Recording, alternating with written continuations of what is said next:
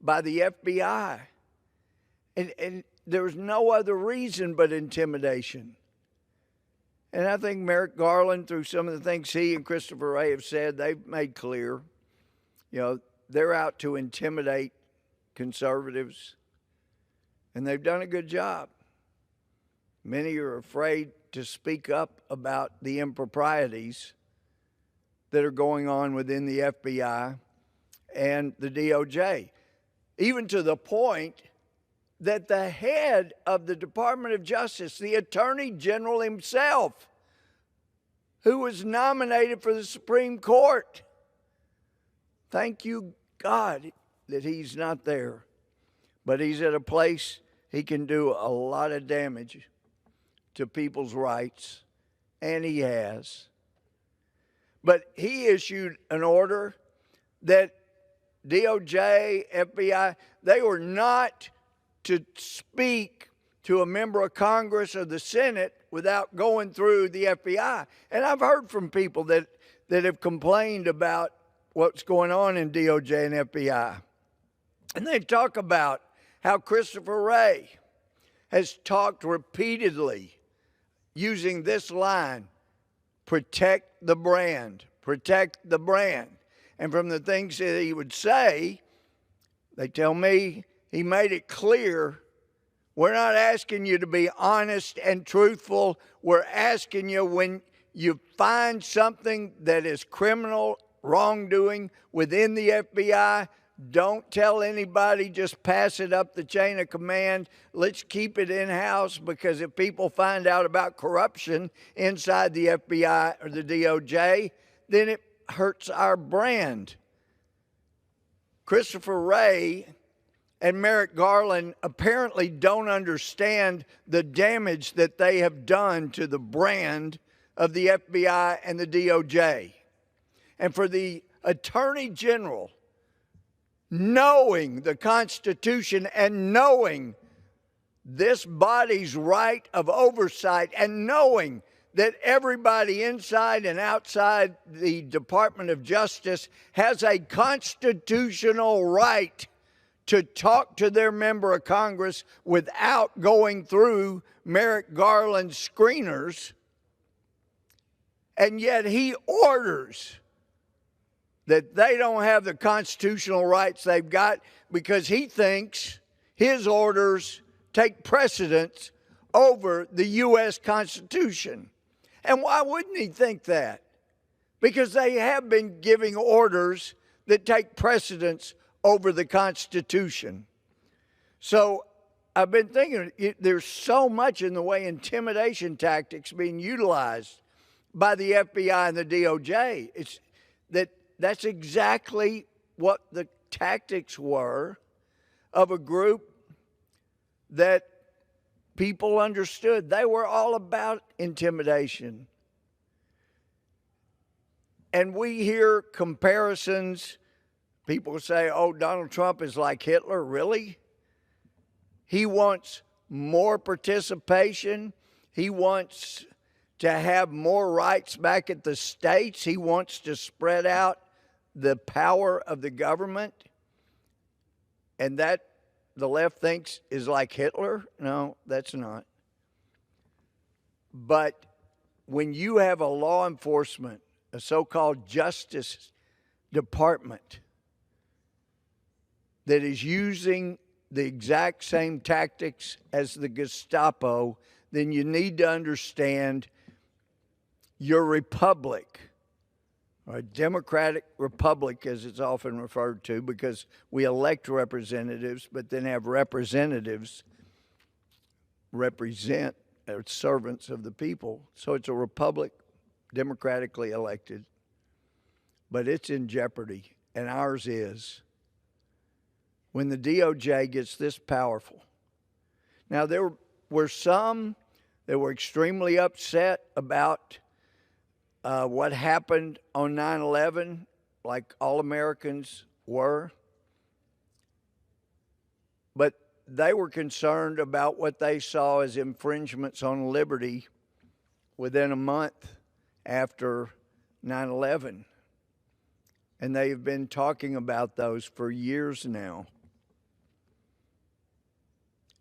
but it has really come into focus in recent days as the FBI has knocked down doors, leaked information to media so that they're there to film people when they drag them out in their underwear.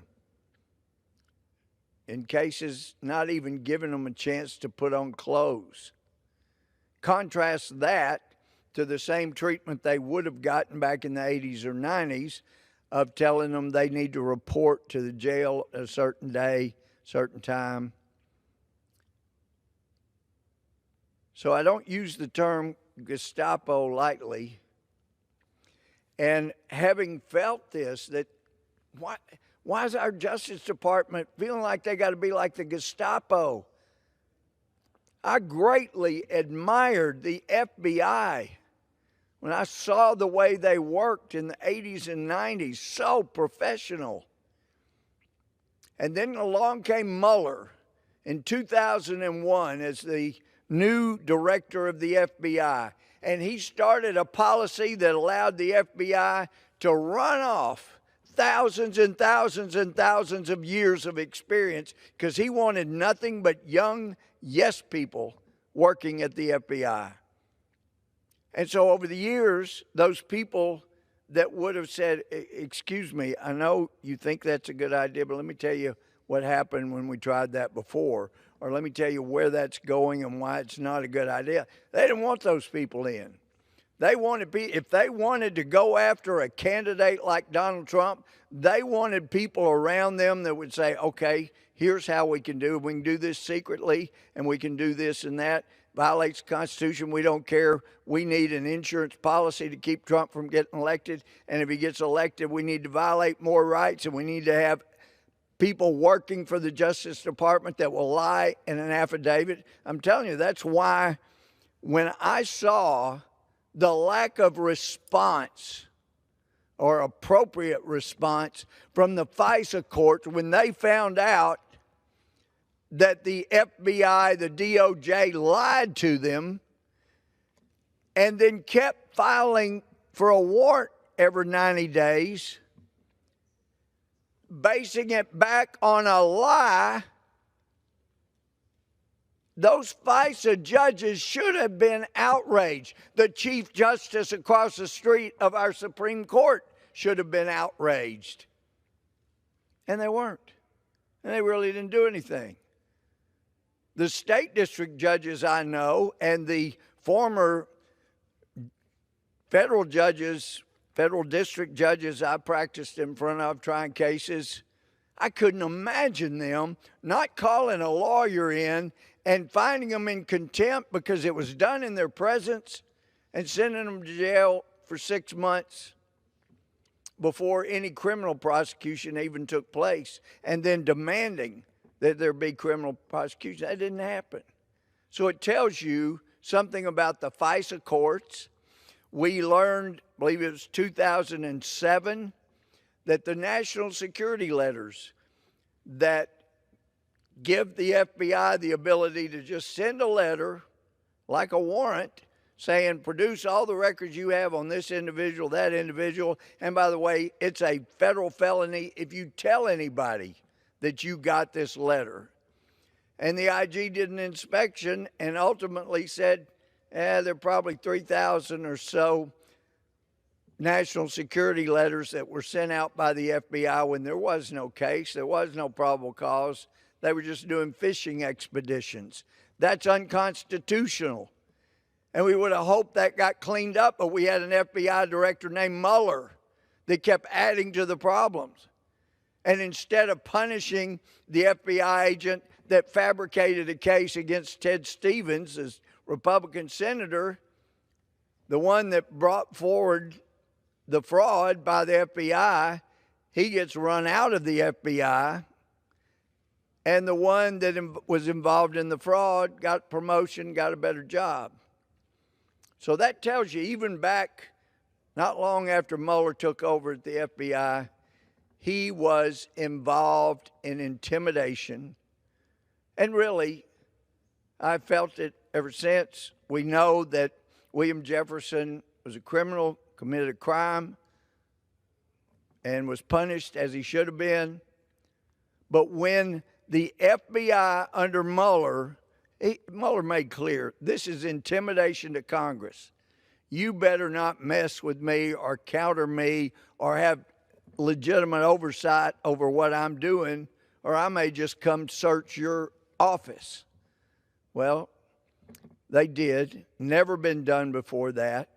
But it was all about members of Congress concerned about what was happening at the FBI, abuses of our Constitution.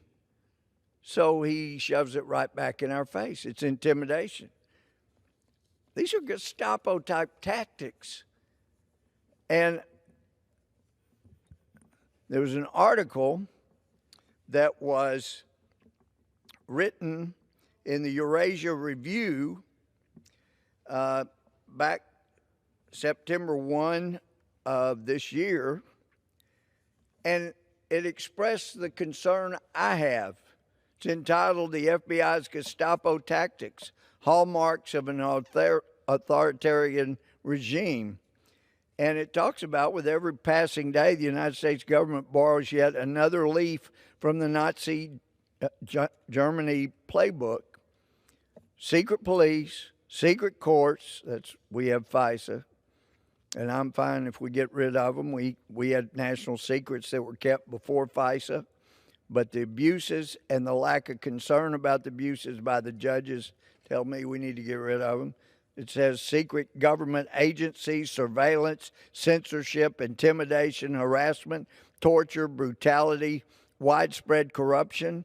And look, if that power's there and Republicans take over and put staunch conservatives in there, we still would need very, very stringent oversight so that nobody did that to the Democrats. Because when it happens to one side, it should concern everybody. I got really upset when I found out about the abuses of the national security letter, and that was under the Bush administration. And I was calling it out. I was angry about it. And I'm not hearing any Democrats concerned about the abuses of the Constitution that have gone on, the intimidation, that borrowing pages directly from the Gestapo. This is how you intimidate people. Well, this is very serious. And I don't have time to go into all of this. It's a good article from Eurasia Review, but Thanks, Senator Blumenthal. Senator Cornyn.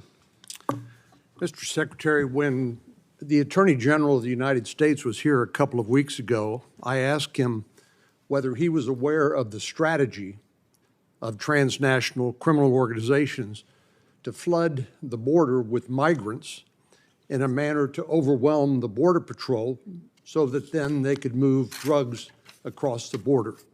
And he said he was aware of that strategy. Are you familiar with that strategy? Do you agree with the Attorney General? I am not aware of that as a strategy. I am certainly aware of the significant challenge. If you're not aware of the strategy,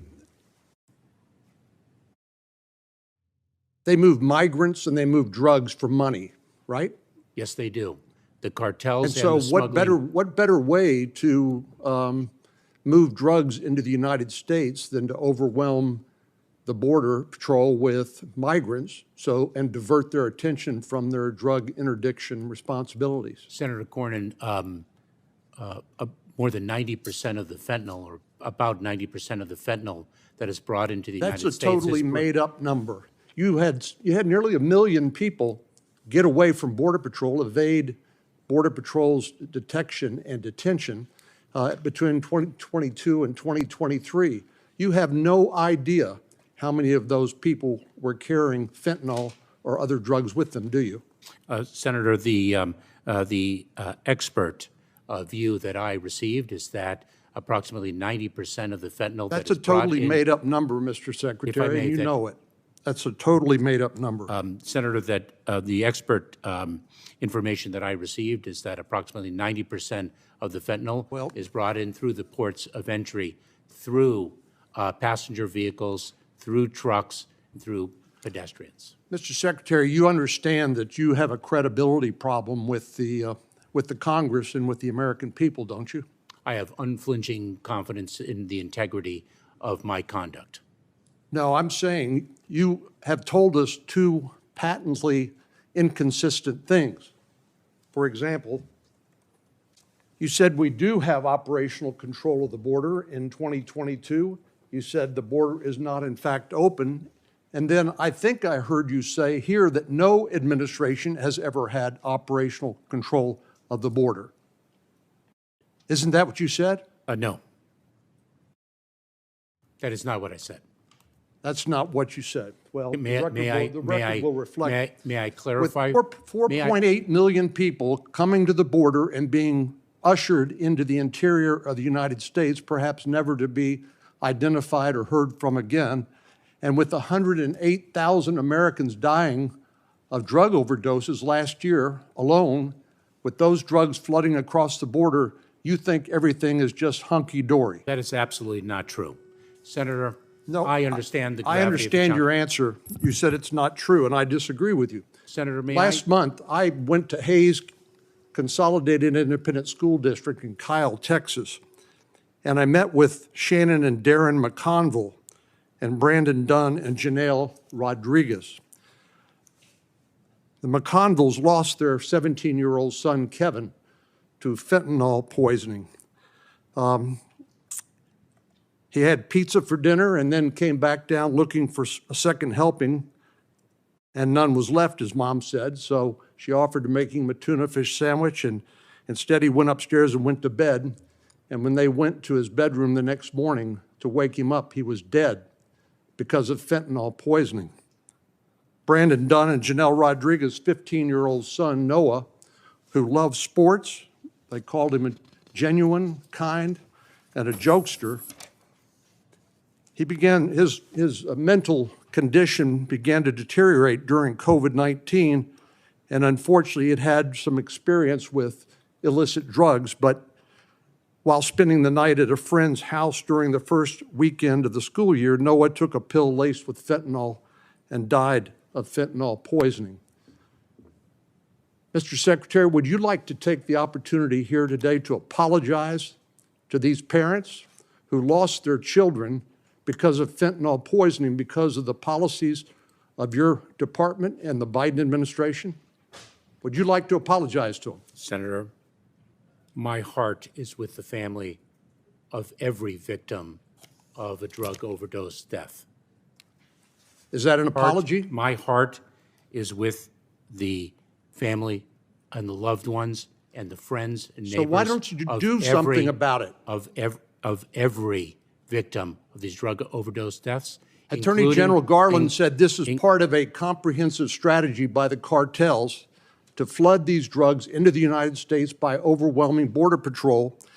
You're clearly losing that battle, and you won't even apologize to these parents like so many other parents who have lost their teenage children to counterfeit drugs laced with fentanyl. We are bringing unprecedented force in the fight against And you're fentanyl. losing. Let me ask you another question. The gravity of the challenge cannot be overstated. We recognize the gravity of the challenge, and I look forward to working with you. And do you recognize that you were losing?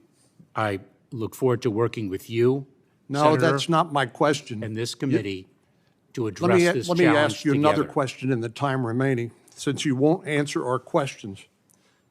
And you won't acknowledge responsibility. My constituents are saying, who's accountable? Who's accountable? Who's paying a price? Who got fired?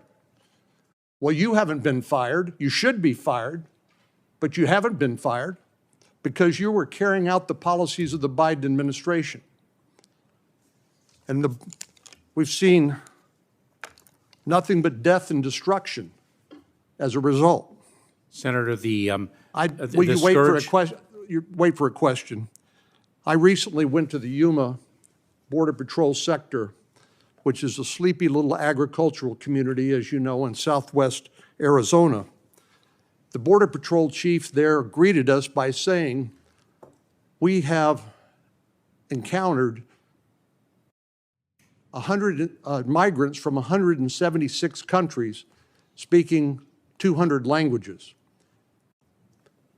Arizona Senator Mark Kelly pointed out that Mexicali is a city in northern Mexico with very close to the border where people can simply fly into that and then take an Uber over to the Border Patrol sector and claim asylum and then be released under your policies, under Biden administration policies, into the interior of the United States from 176 different countries. Recently, I was in El Paso with a bipartisan group of senators that was before we got to Yuma. And we were out on a night patrol. The Border Patrol detained 2 young men who had passports from the People's Republic of China, mainland China, controlled by the Chinese Communist Party. They were presumably released like these other individuals into the interior of the United States with either a notice to appear or a notice to report. Can you tell the committee where these people are today? Can you assure us that these individuals are not in the United States to conduct espionage or other nefarious acts against the United States government? Can you reassure us of that? Senator, if an individual is deemed to present a threat to public safety or national security, well, how would you know? How would you know? They show up with a passport and they claim a credible fear of persecution, and then under yours and the Biden administration policies, they're released into the interior of the country. These are people who perhaps we don't have any records about. Certainly we're not going to get them from China. You know zero about them, and you know zero about the threat they pose to the United States and our national security.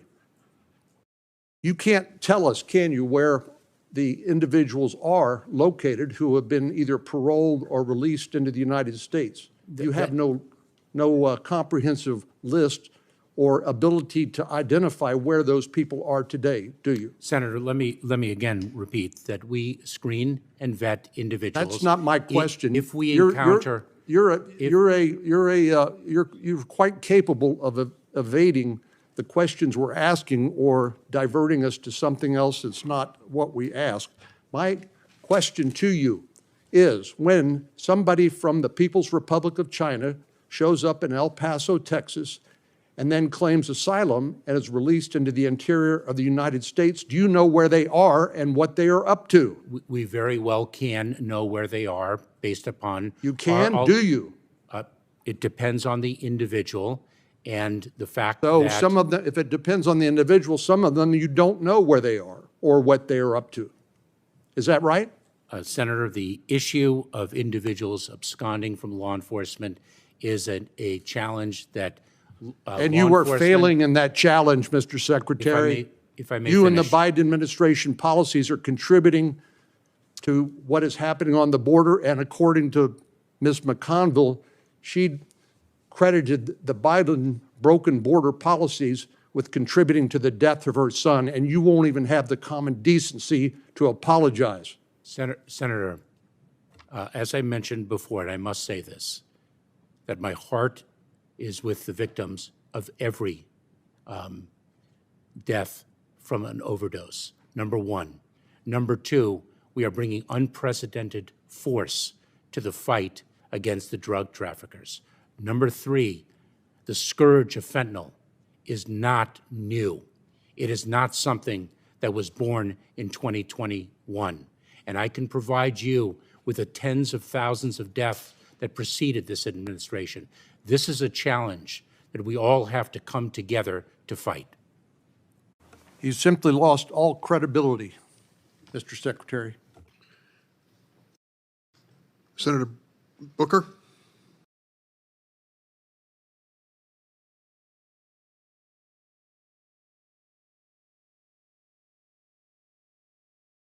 Well, thank you, Mr. Chairman. I'm glad to have you back. You look like you've healed up well. So